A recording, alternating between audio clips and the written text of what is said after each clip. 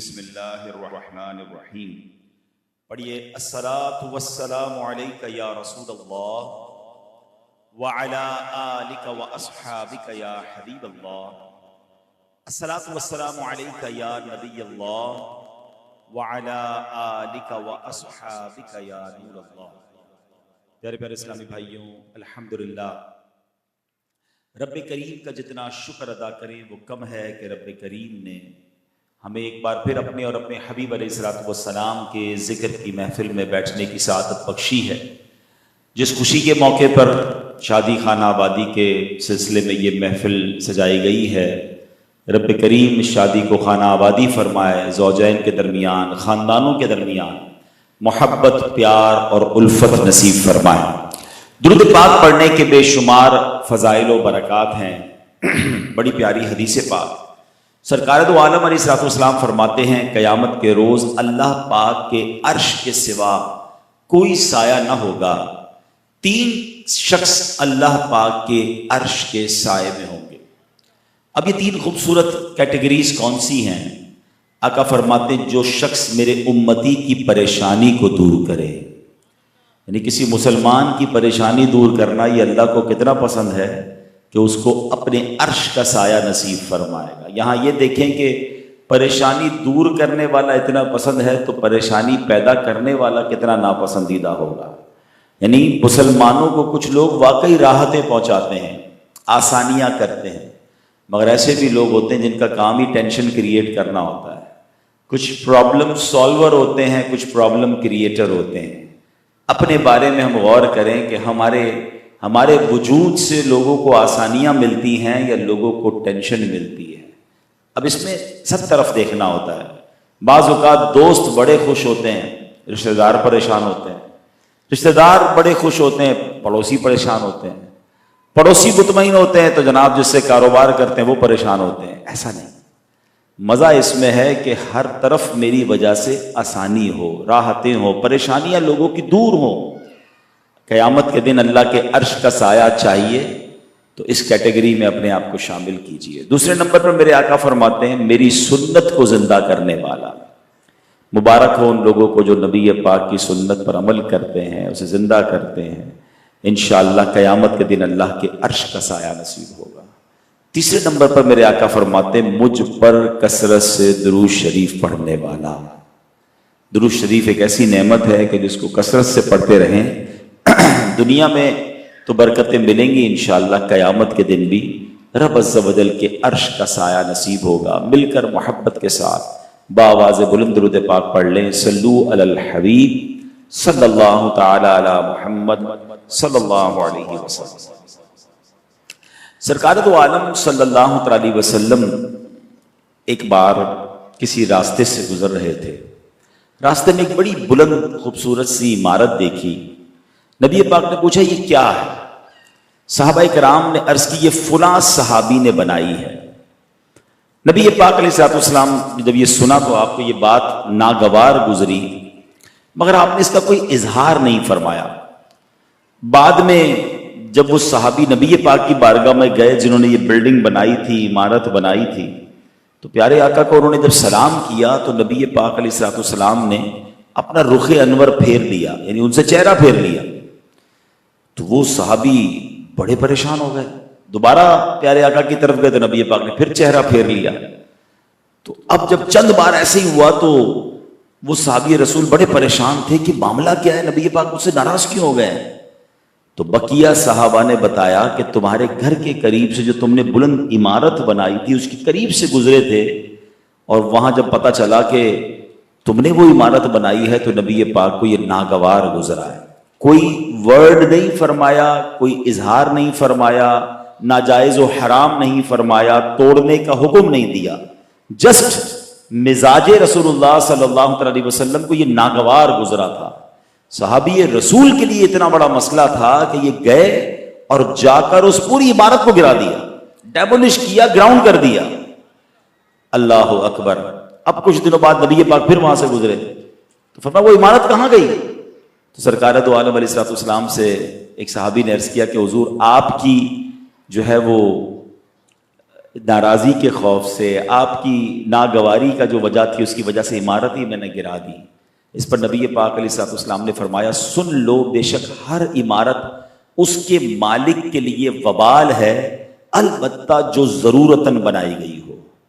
اب یہاں مفتی احمد یار خان نعیمی رحمۃ اللہ تعالی علیہ اس حدیث کے تحت لکھتے ہیں کہ اس حدیث پاک سے لفظ وبال سے مراد اگر گناہ ہے تو مطلب یہ ہے کہ ہر عمارت جو بلا ضرورت، جو صرف فخر و تکبر کے لیے بنائی جائے، یہ عمل ناجائز ہے۔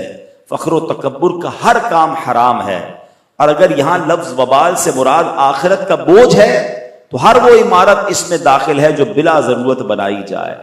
تو اب پتہ یہ چلا اس حدیث سے دو باتیں سیکھنی ہیں کہ دکھاوے کے لیے، فخر و تکبر کے لیے، چاہے وہ عمارت ہو، چاہے وہ لباس ہو، چاہے وہ سواری ہو، کوئی بھی چیز ایسی ہو جس پہ لوگوں پر بڑائی جتانے کے لیے بندہ کرتا ہے، تو یہ بنانے والے کے لیے اور ان چیزوں کے مالک کے لیے وبال بن جاتا ہے، بوجھ بن جاتا ہے، جس کا جواب دینا مشکل ہو جائے، اور نبی پاک اس کو پسند نہیں فرماتے۔ ضرورتاً بنائے تو اور بات ہے، اس میں اچھی نیتیں شامل ہونی چاہیے۔ آج کل گھر بنانے کے اندر بھی یہ پرابلم ہے کہ گھر اگر اس سوچ کے ساتھ بنایا جا رہا ہے کہ پوری سوسائٹی کا سب سے اچھا گھر بناؤں گا، فلاں رشتہ دار نے بنایا، میں بنا کر دکھاؤں گا کہ اس سے اچھا گھر میرا ہے، میرے گھر میں لوگ داخل ہوں تو میری شان و شوکت کا پتہ چلے۔ تو گھر تو تھا مگر نیت کیا ہو گئی؟ فخر کی، تکبر کی، دکھلاوے کی۔ تو یہ پھر گھر ہو یا عمارت ہو یا آفس ہو یا سواری ہو، اب اس کو آپ سوچتے چلے جائیں، جو جو چیز دکھاوے تکبر کے لیے تو سب یہ وبال بن جائے گا۔ اب گھر بنائیں کہ راحت و سکون کے لیے گھر بنا رہا ہوں، اس گھر میں کوئی نماز کی جگہ بھی بناؤں گا، اس گھر میں انشاءاللہ قرآن پاک بھی پڑھا جائے گا، اس گھر میں جو بچے ہیں گھر والے ان کو راحت و سکون ملے گا، مہمان آئیں گے تو ان کی مہمان نوازی کروں گا۔ نیت بدلنے سے پھر چیزیں درست ہو جاتی ہیں۔ مثال کے طور پہ قبلہ شیخ طریقت امیر اہل سنت نے ایک بار بڑی پیاری بات فرمائی کہ گھر میں ایک روشن دان بندہ لگاتا ہے، کھڑکی، کیا نیت ہے کہ جناب ہوا آئے گی اور روشنی آئے گی، کوئی ثواب نہیں ہے، مگر اسی کھڑکی کو لگاتے ہوئے یہ بھی نیت کر لے کہ اذان کی آواز بھی آئے گی، ہوا روشنی رک نہیں جائے گی، وہ بھی آئے گی، مگر اب یہ کھڑکی لگانا بھی ثواب ہو جائے گا۔ انما الاعمال بالنیات، اعمال کا دار و مدار نیتوں پر ہے۔ کبھی تکبر اور فخر کے لیے چیزیں نہیں لینی چاہیے کہ میں فلاں کو نیچا دکھاؤں، اچھی سواری نعمت ہے، آپ گاڑی لے اچھی، کس نے منع کیا، لیکن اس لیے لے کہ میں بتاؤں لوگوں کہ میں کیسا ہوں اور میرے پاس کیا کر ہے، تو پھر تکبر کرنے والا رب کو پسند نہیں ہے۔ اللہ نیتوں کا اخلاص نصیب فرمائے۔ یہاں ایک اور بات بھی سیکھنے کو مل رہی جو میرا آج بیان کا موضوع ہے کہ اس حدیث میں پیارے آقا نے منع نہیں کیا تھا، انہیں گرانے کا نہیں فرمایا، مگر پتا چلا کہ سرکار علیہ الصلوۃ والسلام کو ناگوار گزری، اپنی کروڑوں، اس زمانے کے کروڑوں روپے ہوں گے جو بھی قیمت تھی، اس کو زیرو کر دیا۔ یہ صحابہ کرام کی نرالی ادائیں ہیں، مگر ہم کیا، آج میں وہ کچھ حدیثیں پیش کرنے جا رہا ہوں کہ جس میں نبی پاک نے صراحتاً، ڈیلیبریٹلی، کلیئرٹی کے ساتھ کچھ ایسی حدیثیں ارشاد فرمائی ہیں جس میں میرے آقا نے فرمایا وہ بندہ ہی ہم میں سے نہیں، ہماری جماعت سے اس کا کوئی تعلق نہیں، ہم سے رشتہ ہی کوئی نہیں اس کا، جو یہ کام کرے۔ اب ایک تو پرابلم یہ، ہم نے وہ حدیثیں ہی نہیں پڑھی ہوتی ہیں، ہم یہ علم بھی تو حاصل نہیں کرتے نا۔ میں آج چلیں بیان شروع کرنے سے پہلے ایک مشورہ دے دیتا ہوں ان عاشقان رسول سے جو نبی پاک سے واقعی محبت کرتے ہیں، اور کرنی بھی چاہیے۔ دو قسم کی حدیثیں ہیں، ایک کیٹیگری ان حدیثوں کی ہے جس میں نبی پاک فرماتے ہیں کہ تم میں بہترین وہ ہے، the best amongst you۔ اس میں کئی حدیثیں ہیں جس میں پیارے آقا نے کچھ اعمال بتائے، جو ایسا کرے وہ تم میں بہترین ہے، جو ایسا کرے وہ تم میں بہترین ہے۔ سبحان اللہ، اگر میں ان کاموں کو کرنا شروع کر دوں اور میرے آقا مجھے بہترین فرمائیں تو اصل بہترین ہی وہ ہے جسے نبی پاک فرمائیں۔ ہم آپس میں لڑ رہے ہوتے ہیں کون بہترین ہے، بھائی اس سے پوچھو نا جو سب سے بہترین ہے۔ سارے اونچوں سے اونچا سمجھیے جسے ہے، اس اونچے سے اونچا ہمارا نبی، وہ فرما دے کون بہترین ہے، تو اصل بہترین تو وہ ہے۔ تو اس کی لسٹ ہونی چاہیے، ٹو ڈو لسٹ، جو کرنے والے کام ہیں کہ یار ان کو کسی طرح پکڑ لوں، آقا فرماتے بہترین یہ ہے۔ ایک حدیث پاک کی کیٹیگری وہ ہے جس میں سرکار دو عالم علیہ الصلوۃ والسلام نے فرمایا وہ ہم میں سے نہیں، جو یہ کرے وہ ہم میں سے نہیں۔ اس کی لسٹ بھی سامنے رکھیں، کہیں میں یہ تو نہیں کر رہا۔ تو یہ دو کیٹیگریز کو پڑھتے رہنا چاہیے. اب آپ کہیں جناب لاکھوں حدیثیں، ہزاروں حدیثیں، میں کہاں سے ڈھونڈوں؟ دعوت اسلامی والے صرف پرابلم بتاتے نہیں ہیں، سولوشن بھی ساتھ دیتے ہیں. الحمدللہ، اللہ ہماری دعوت اسلامی کو سلامت رکھے. مکتبۃ المدینہ نے دو بڑی پیاری کتابیں شائع کر دی ہیں، چاہے تو نوٹ کر لیں. ایک کتاب کا نام ہے بہتر کون، اور ایک کتاب کا نام ہے ہم میں سے نہیں. یہ دونوں کتابیں آپ دعوت اسلامی کی ویب سائٹ dawat-islami.net سے ڈاؤن لوڈ بھی کر لیں، فری. ابھی چاہے ابھی کر لیں. پیسے کمانے کے لیے نہیں بتا رہا ہوں کہ کتابیں خریدیں، میں بیچنے آیا ہوں، ایسا کچھ نہیں. میں بتانے آیا ہوں کہ یہ ساری حدیثیں یہ دو کتابوں میں موجود ہیں. اچھا پھر پتہ کیا کریں، ایک دن بیٹھیں اس کی لسٹ بنا لیں، مختصر سی اس کی فہرست بن جائے گی کہ کون کون سے کام ہیں جو کرنے کے نہیں ہیں، کون سے ہیں جو کرنے کے. یقین کریں پیارے آقا راضی ہو جائیں گے تو رب بھی راضی ہو جائے گا. تو آج چونکہ اب میں ساری حدیثیں تو بیان نہیں کر سکتا، چلیں تم میں سے بہترین کون ہے اس میں سے ایک حدیث سنا دیتا ہوں. خیرکم من تعلم القرآن وعلمہ، تم میں بہترین وہ ہے جو قرآن سیکھے اور دوسروں کو سکھائے. اب میں چیک کروں میں اس میں ہوں کہ نہیں. قرآن پڑھ رہا ہوں، کسی کو سکھاتا ہوں، نہیں تو شروع کر دیں، آج سے کل سے شروع کر دیں. ماشاءاللہ ہمارے مدرسۃ المدینہ بالغان مسجدوں میں رات کو لگتے ہیں، فجر کے بعد لگتے ہیں، چلے جائیں. قاری صاحب ہمیں بھی پڑھا رہے ہوتے ہیں، آپ کو اچھا پڑھانا آتا ہے، آپ پڑھانا شروع کر دیں. بہترین بننا ہے نا، سرٹیفکیٹ لینا ہے نبی پاک سے. آقا راضی ہوگا تو رب راضی ہو جائے گا. آن لائن پڑھنا شروع کر دیں، گھر میں پڑھانا شروع کر دیں. دعوت اسلامی کا مدرسوں کو چھوڑیں، اپنے گھر میں پڑھانا شروع کر دیں. مجھے نبی پاک کے بہترین لوگوں میں جو فرماتے اس میں شامل ہونا ہے. ٹھیک ہے، یہ میں نے ایک حدیث بتائی، ایسی بہت ساری ہیں. اب میں وہ حدیثیں دو تین بیان کرنے آیا ہوں جس میں نبی پاک نے فرمایا وہ کون لوگ ہیں جو تم میں سے، ہم میں سے ہی نہیں، جو یہ کام کرے. اب یہ پہلی حدیث جو ہے یہ بھی قرآن پاک سے ریلیٹڈ ہے. اللہ کے حبیب فرماتے لیس منا من لم یتغن بالقرآن، یعنی جو خوش الہانی سے قرآن نہ پڑھے وہ ہم میں سے نہیں. اب علماء کہتے ہیں یتغنا سے مراد کیا ہے؟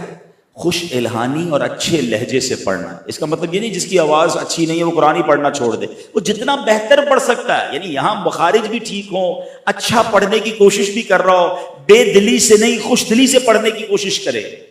اب یہ تو سچی بات ہے کہ ڈرانے والی حدیث ہے کہ خوش الہانی سے قرآن نہ پڑھے وہ ہم میں سے نہیں. تو جو قرآن ہی سرے سے نہ پڑھے اس کا کیا حال ہوگا؟ یہاں تو قرآن پڑھنے والا ہے مگر خوش الہانی سے نہیں پڑھ رہا ہے، اس کے بارے میں فرمایا جا رہا ہے.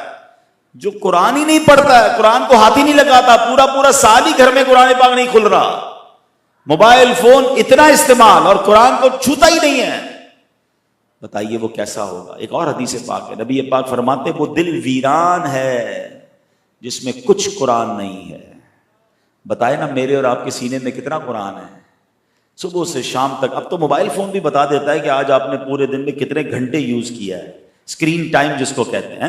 اتنی بار یہ سافٹ ویئر آپ نے اوپن کیا ہے. کبھی سوچا کہ یار اتنے گھنٹے موبائل کو، چند منٹ قرآن کو نہیں. میں نے کئی بار اپنے بیان میں جملہ کہا ہے کہ جب میں اور آپ دنیا سے جائیں گے نا سارے سافٹ ویئر آف لائن ہو جائیں گے، قرآن تھام لو، قرآن قبر میں بھی آن لائن ہوگا. حدیث پاک کا مضمون ہے نا کہ سورہ ملک پڑھنے والے کی سورہ ملک قبر میں شفاعت کرے گی، عذاب سے بچائے گی. قرآن قبر میں آ کے بچائے گا. مگر nobody have time to read Quran, even nobody have time to understand قرآن. قرآن پڑھنا ہے، درست پڑھنا ہے، اچھا پڑھنا ہے، خوش الہانی سے پڑھنا ہے، شوق سے پڑھنا ہے. یہ میری اور آپ کی ذمہ داری ہے.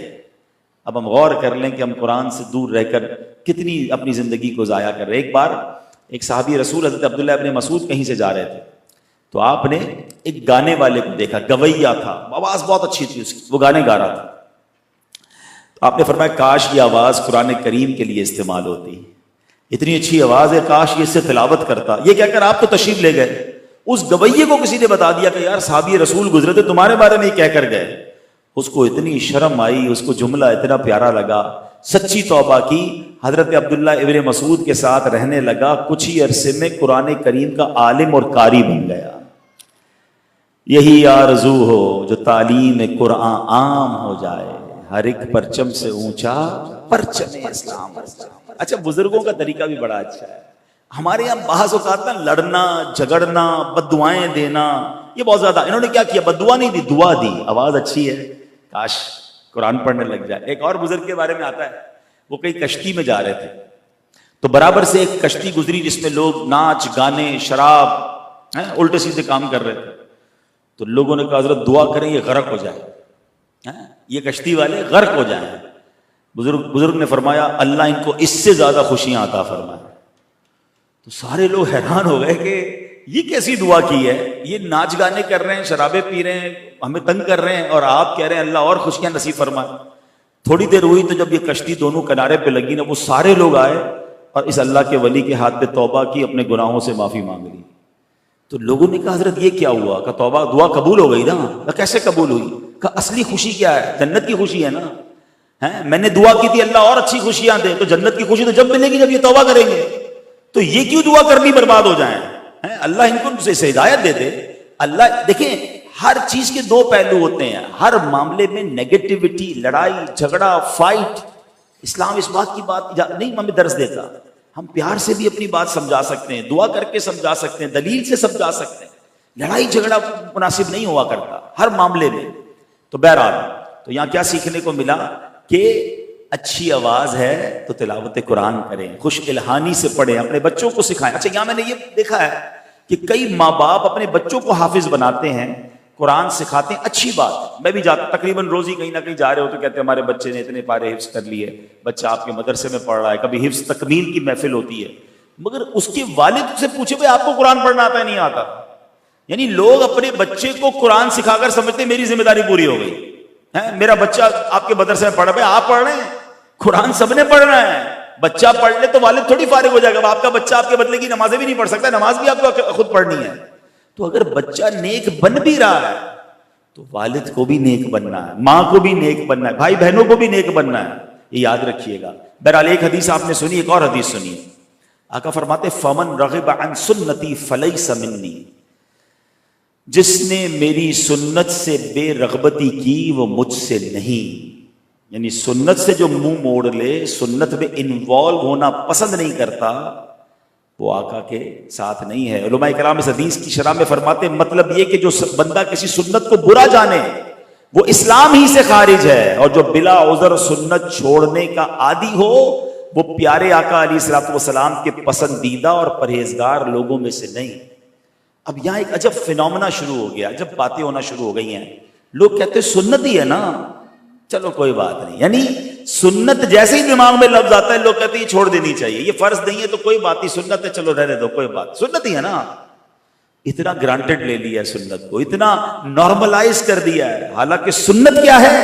سرکار دو عالم علیہ الصلوۃ والسلام فرماتے ہیں جس نے میری سنت سے محبت کی اس نے مجھ سے محبت کی, اور جس نے مجھ سے محبت کی وہ جنت میں میرے ساتھ ہوگا. کانا معی فی الجنہ. ارے سنت تو نبی پاک کے ساتھ جنت میں جانے کا راستہ تھا, اور ہم کہتے ہیں سنت ہی ہے کوئی بات نہیں یار, نہیں پڑھی تو کوئی بات نہیں, عمل نہیں کیا تو کوئی بات. ایک طرف فرمانے جو سنت سے منہ موڑے وہ مجھ سے نہیں, اور ایک طرف فرما رہے سنت پر عمل کرنے والا میرے ساتھ جنت میں ہوگا. تو پھر کتنی اہمیت ہوئی سنت کی. لیکن آج بہت برا حال ہے, سنتوں سے بہت دوری ہے. ہمارے گفتار میں, ہمارے کردار میں, ہمارے لباس میں, ہمارے انداز میں, ہمارے کاروبار میں, ہمارے فیملی میں. چیک تو کرو کتنی سنتیں.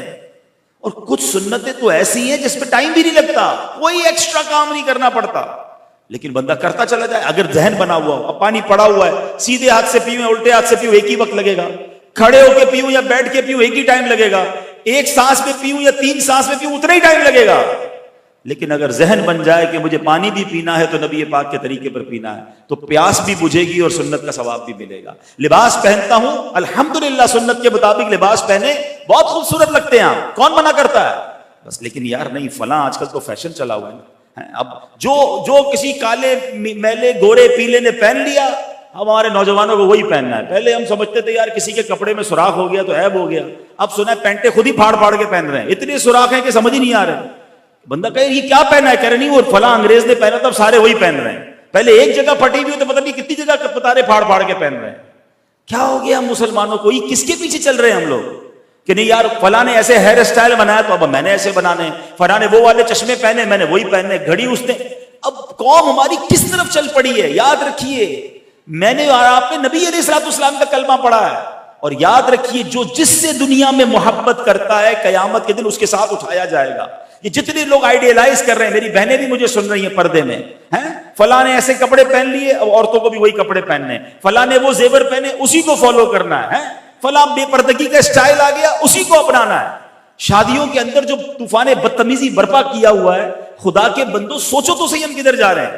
کتنی اچھی یہ شادی کی محفل ہے, یہ بھی تو ایک شادی ہو رہی ہے نا, اللہ رسول کا ذکر ہو رہا ہے, نبی پاک کی نعتیں ہو رہی ہیں. لیکن یہ بھی ایک, میں آپ کو دل جل رہا ہے اس لیے بتا رہا ہوں کہ یہ بھی ایک آج کل فارمیلٹی بن گئی ہے. اللہ کرے اس فیملی نے ایسا نہ کیا ہو, ورنہ اب فارمیلٹی کیا بن گئی ہے کہ 5 فنکشن کرنے, ایک نعت خوانی بھی کر لو, باقی 4 میں جو کرنا ہے کرو. پھر تو آپ مذاق کر رہے ہیں. آپ خود سوچیں, میں تو بزرگوں کی بجائے نوجوانوں سے بات کرتا ہوں بیان میں, کہ میرے نوجوان بھائیوں, میری بہنوں, آپ میں سے جس کی شادی ہونے والی ہے نا, آپ ایک اسٹینڈ لے لیں. میں آپ کو بھائیوں والا مشورہ دے رہا ہوں, ایک اسٹینڈ لے لو. اسٹینڈ کیا ہونا چاہیے کہ میری شادی میں, بتا دیں ابھی سے گھر والوں کو, کوئی ایسا کام مت کرنا جس میں میرے رب اور میرے آقا ناراض ہو جائے. اس کی وجہ بتاؤں, سب ذرا مل کر جواب دو گے تو وجہ بھی سمجھ آ جائے گی. خوشیاں دینے والا کون ہے بتائیے, زور سے بتائیے. دولت دینے والا کون ہے, اولاد دینے والا کون ہے. جب آگے کی ساری خوشیاں دینی رب نے ہیں اور میں نے شادی میں ہی اپنے رب کو ناراض کر لیا, تو بقیہ لائف کی خوشیاں کس سے مانگوں گا.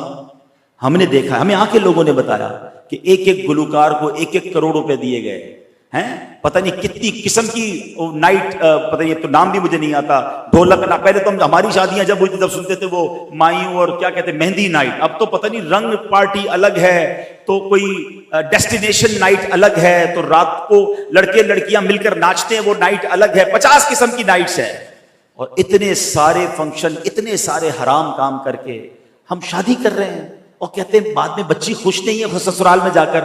بچوں کی شادی ہو گئی, اولاد نہیں ہو رہی ہے, مولانا صاحب دعا کریں, بچے میرے خوش نہیں ہیں سسرال میں. آپ نے کیا کیا, رب کو کتنا ناراض کیا. میں آپ کو ایک عجیب سی بات, اللہ کرے سمجھ آ جائے میرے نوجوانوں کو, کیونکہ بزرگوں کو بعض اوقات سمجھ آتی ہے, بچوں کے آگے بے بس ہو جاتے ہیں. میں بچوں کو ڈائریکٹ بات کر رہا ہوں, اللہ کرے میرا یہ شارٹ کلپ نکال کر سارے نوجوانوں کو بھیجیے گا کہ میں آپ ڈائریکٹ بچوں سے بات کر رہا ہوں. کہ مجھے ایک بات بتائیے, یہ کیسی خوشی ہے کہ میں راضی, میرے دوست راضی, میری فیملی راضی, اور جو خوشی دینے والا مالک ہے وہ ناراض. مجھے سچ بتاؤ, دل سے پوچھو, یہ خوشی ہے کیا؟ آگے خوشی نہیں چاہیے؟ خالی شادی کرنی ہے, فنکشن ہی دکھانا ہے لوگوں کو, آگے لائف نہیں گزارنی خوشیوں والی؟ خدا را یہ بے وقوفی چھوڑ دیجئے. اپنی خوشیوں میں دینے والے رب کو کیوں ناراض کر رہے ہیں؟ اچھا, یہ صرف ایک معاملہ نہیں ہے, آپ شیطان کی گیم دیکھیں.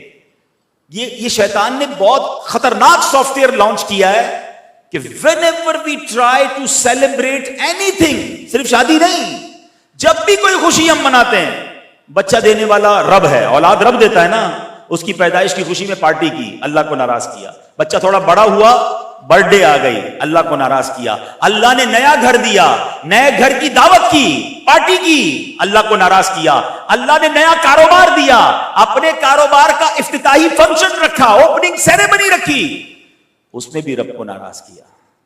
مجھے بتاؤ تو صحیح, کر کیا رہے ہیں ہم؟ اللہ دیے جا رہا ہے, ہم اسی کو ناراض کیے جا رہے ہیں. اور پھر جب وہ چھین لیتا ہے, جب نعمت عذاب بن جاتی ہے, جب زوال نعمت آ جاتا ہے, جب کاروبار ٹھپ ہو جاتا ہے, جب فیملی میں لڑائی ہو جاتی ہے, پھر جاتے ہیں مولانا صاحب کے پاس, دعا کریں, کوئی تعویذ دے دیں. تم نے کسر کون سی چھوڑی؟ مجھے بتائے نا. یہ عقل بندی ہے کہ رب دیے جا رہا ہے, ہر خوشی میں اللہ کو ناراض. میرے نوجوانوں, آج ایک فارمولا لے جاؤ, خدا کی قسم اللہ کی رحمت سے خوش رہو گے کہ میں آج کے بعد ایسی خوشی نہیں مناؤں گا جس میں میرا رب ناراض ہو جائے. میں ہمیشہ ایسی خوشی مناؤں گا کہ میں بھی راضی, میرے گھر والے بھی راضی, اور نعمت دینے والا میرا رب بھی راضی. آپ دیکھو پھر آپ کی خوشیاں کیسی بڑھتی ہیں. اللہ نے قرآن میں وعدہ کیا ہے, لَإِن شَكَرْتُمْ لَأَزِيدَنَّكُمْ, تم میرا شکر ادا کرو میں تمہیں اور عطا کروں گا. تو کرے نا. ہونا کیا چاہیے؟ اللہ عطائیں بڑھائے, ہم صدقے بڑھائیں, ہم سجدے بڑھائیں, ہم خیرات بڑھائیں, ہم شکر بڑھائیں. مگر ہو کیا رہا ہے؟ وہ عطائیں بڑھاتا ہے, ہم خطائیں بڑھاتے ہیں. وہ اور نوازتا ہے, ہم اسے اور ناراض کر رہے ہیں. ایسا نہ کرو, یہ تباہی کا راستہ ہے. حضرت حسن بصری فرماتے ہیں کہ رب جب ناراض ہوتا ہے, نعمتوں کا شکر ادا نہیں کیا جاتا, وہی نعمتیں عذاب بنا دی جاتی ہیں. اب آپ کہیں نعمت عذاب کیسے ہو جاتی ہے؟ ہاں ہم نے دیکھا, آپ نے بھی دیکھا ہے.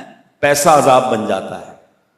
پیسہ تو نعمت تھی, مگر کچھ لوگوں کا مال ہی ان کے لیے عذاب بنا ہوا ہوتا ہے. ان کی جان کو خطرہ ہوتا ہے, ان کو کڈنیپنگ کا خوف ہو جاتا ہے, ان کا کوئی پیسے لے جاتا ہے, وہ خود بیمار ہو جاتے ہیں. عجیب عجیب ان کے ساتھ معاملات چل رہے ہوتے ہیں. بندہ کہتا ہے یہ پیسے والا نہ ہوتا تو کتنا سکھ میں تھا، وہ پیسہ ہی عذاب بن گیا اس کے لیے، باقی پیسہ نعمت تھا. اولاد عذاب بن جاتی ہے. اولاد تو بڑی نعمت ہے نا، مگر کیا ایسی اولاد کے بارے میں نہیں سنا کہ ماں باپ کو مار کے گھر سے نکال دیتی ہے؟ یہ اولاد عذاب کیسے بن گئی، پیسہ عذاب کیسے بن گیا، بیوی عذاب کیسے بن گئی. شادی کے بعد لوگوں کے جھگڑے ایسے ہوتے، بندہ کہتا ہے نہیں کرتا تو اچھا تھا. سب کے ساتھ نہیں ہوتا، چند کے ساتھ ہوتا ہے. کیوں؟ چیک کرو کہیں ناشکری تو نہیں کی، اللہ نے نعمتی عذاب تو نہیں بنا دی. تو کاش یہ بات آج سیکھ جائیں، آپ بھی سیکھ جائیں، میری بہنیں بھی سیکھیں. چند لوگوں کو صرف خوش کرنا ہوتا ہے. یہ کیوں ہوتے ہیں فنکشنز، یہ کیوں ہوتے ہیں حرام کام؟ یار دوست کہیں گے ذرا ہماری شادی بھی زبردست قسم کی ہوئی، ذرا فنکشن ہوئے، پکچر چلیں گی، ویڈیو چلیں گی، لوگ راضی ہوں گے. چند لوگوں کو راضی کرنے کے لیے زندگی بھر کا وبال لے رہے ہو یار.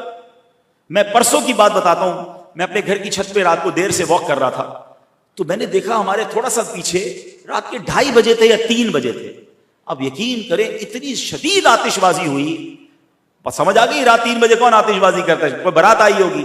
میں سوچنے لگا یار ان کو اچھا لگ رہا ہے، اس بلڈنگ اطراف میں رہنے والے لوگوں کی نیند کا کیا عالم ہوا ہوگا. کوئی بزرگ گھبرا کے اٹھ گئے ہوں گے، کوئی بچہ ڈر کے اٹھ گیا ہوگا، کسی کو بڑی مشکل سے نیند کی ٹیبلٹ کھا کر نیند آئی ہوگی. یہ خوش ہو رہے اور لوگ ان کے لیے کتنی بددعائیں، کتنا دل دکھ رہا ہوگا لوگوں کا. یہ کون سی خوشی ہے یار؟ یہ عقل کدھر چلی گئی ہے کہ ہم لوگوں کی نیندیں برباد کر کے، حقوق العباد پامال کر کے ہم کہہ رہے ہیں میرے بچے کی شادی ہے. وہ بچے کو کیسے خوشیاں ملیں گی؟ ہم کیوں نہیں سمجھتے؟ تو بہرحال اللہ کرے آپ کو شاید فیل ہو رہا ہوگا میں زیادہ جذباتی ہو رہا ہوں، میں اپنا سمجھ کے نوجوانوں سے بات کر رہا ہوں کہ خدا را اپنی آخرت برباد نہ کرو، اپنی خوشیاں برباد نہ کرو. اگر تو یہ تمہارا ایمان ہے کہ خوشیاں دینے والا رب ہے، اور یہی ایمان ہونا چاہیے، تو جب جب وہ خوشیاں دے اس کو راضی کرو، اس کو ناراض نہ کرو. اور آپ نے سنا فمن رغب عن سنتی فلیس منی، جس نے میری سنت سے منہ موڑا وہ ہم سے نہیں. تو یہ سنت نہیں ہے شادی کا یہ انداز، سنت نہیں ہے یہ اس طرح آتش بازی کرنا اور ناچ گانے کرنا، یہ تو حرام کام ہے. ہم پہلے معاذ اللہ بولنا نہیں چاہیے، مگر یہ بزرگ بیٹھے ہیں، جب ہماری شادیاں ہوئی، پرانی بات کر رہا ہوں 25-30 سال پہلے، تو جو غلط قسم کے لوگ ہوتے تھے نا، وہ ناچنے والیاں بلواتے تھے اور لوگ اس کو بہت برا سمجھتے تھے کہ یار فلاں کی شادی میں ناچنے والیاں آئی تھیں، اوہ اتنے برے لوگ ہیں. اور اب سنا ہے کہ باقاعدہ گھر والی لڑکیاں اور لڑکے مل کر ناچتے ہیں، پورا اسٹیج بنایا جاتا ہے اور اس کی، اچھا یہ بھی غلط حرام تھا، ہمیں تو نہیں پتا تھا نا، مگر پبلک کو کیسے پتا چلا کہ اس شادی کے اس ناچنے کی ویڈیو سوشل میڈیا پہ ڈالی جا رہی ہے کہ ذرا دیکھیں ہماری شادی میں کیسا ناچ گانا ہوا تھا. یعنی میری بہن، میرے گھر والے کس طرح ناچے ذرا آپ بھی دیکھیں. اور اس کے اچھا پھر اس پہ یہ بھی پراؤڈ کیا جاتا ہے کہ اتنے ملین ویوز آ گئے ہمارے ناچ کے. استغفر اللہ ربی من کل ذنب واتوب. کدھر جا رہے ہیں ہم؟ یہ وہ ویڈیوز ہیں، اگر یہ باقی رہی اور آپ مر گئے تو مرنے کے بعد بھی مار پڑتی رہے گی، کیونکہ لوگ دیکھتے رہیں گے اور قبر میں گناہ جاریہ کا عذاب ملتا رہے گا. نہ باپ سوچ رہا ہے، نہ ماں سوچ رہی ہے. پیسہ اس لیے رب نے دیا تھا کہ یوں برباد کیا جائے، یوں لٹایا جائے. ارے اور بھی طریقے تھے پیسے خرچ کرنے کے. ہمارے خاندان میں ایک صاحب ہیں، اللہ نے ان کو بہت نوازا، ان کے بچے کی شادی ہوئی. میں نے دیکھا بڑا سمپل سا ایک پروگرام رکھا، کھانا کھلایا، شادی ختم.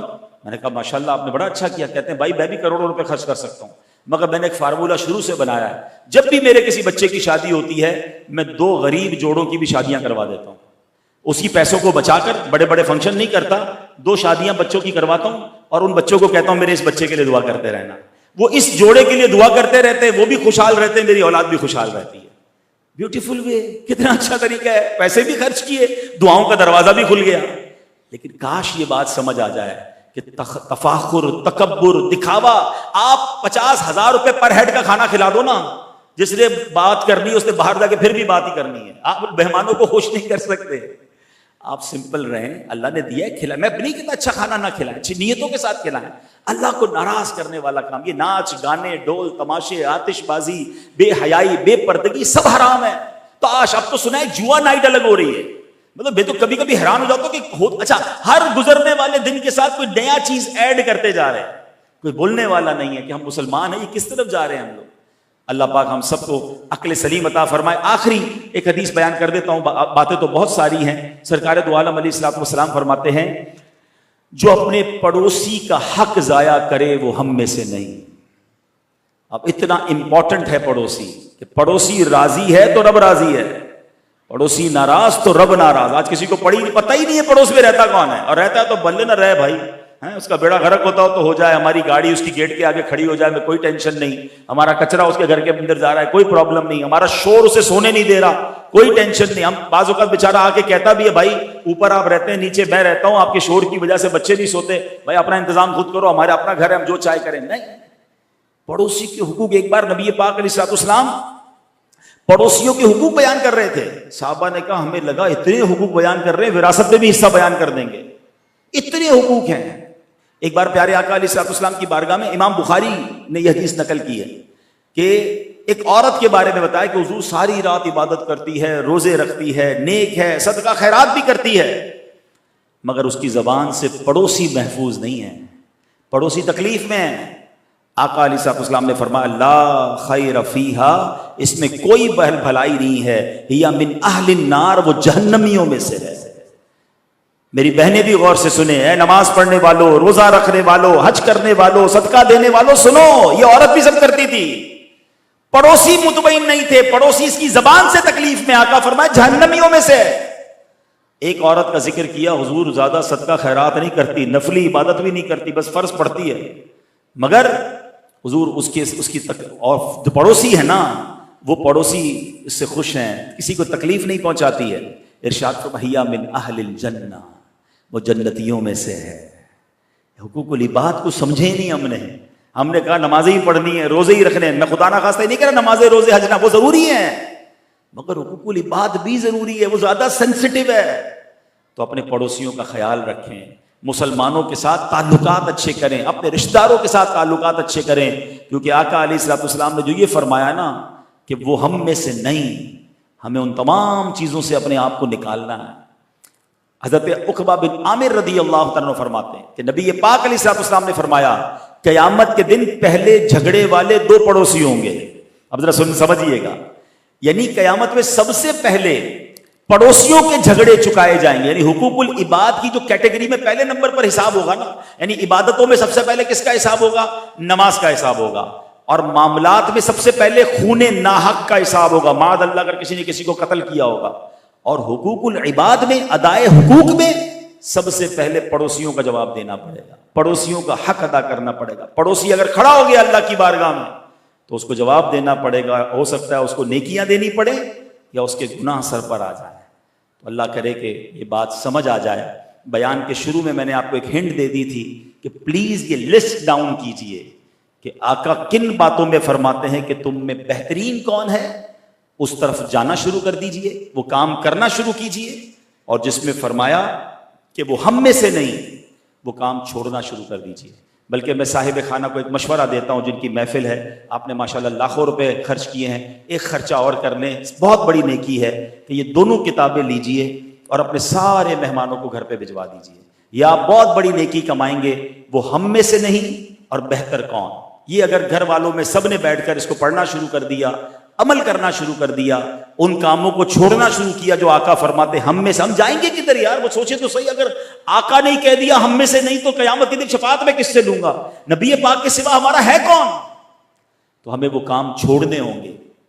اور اگر آقا علیہ الصلوۃ والسلام کے قریب ہونا ہے، جن باتوں میں نبی پاک نے فرمایا تم میں بہترین وہ ہے، تو وہ کام کرنا شروع کر دیجئے. اللہ مجھے میرے آقا علیہ الصلوۃ والسلام کے پسندیدہ بندوں میں شامل فرما لے، آپ کو بھی شامل فرما لے. اللہ ان سارے کاموں سے بچائے جس میں اللہ اور اس کے رسول کی ناراضی ہے. اللہ پاک عمل کرنے کی توفیق عطا فرمائے. یہ پیاری باتیں دعوت اسلامی کے ماحول میں سیکھی اور سکھائی جاتی ہیں. دعوت اسلامی کے اجتماعات میں آتے رہیے. ایسے مزید بیانات سننے ہیں تو مدنی چینل دیکھتے رہیے، سوشل میڈیا پر ہمارے پیجز فالو کر لیجئے، تو ایسے بیانات مزید سنتے رہیں گے. اللہ پاک عمل کرنے کی توفیق عطا فرمائے. آمین بجاہ النبی الامین صلی اللہ علیہ وسلم.